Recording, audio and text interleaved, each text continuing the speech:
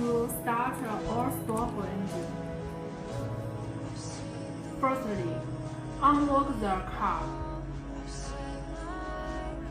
and non-press the start/stop button. We can see the blue and the red LED lights keeps on. The car is start engine. Long press it again for the 3 seconds. The blue and the red LED lights flashing all the time. And now we can see there is the orange-black wheel.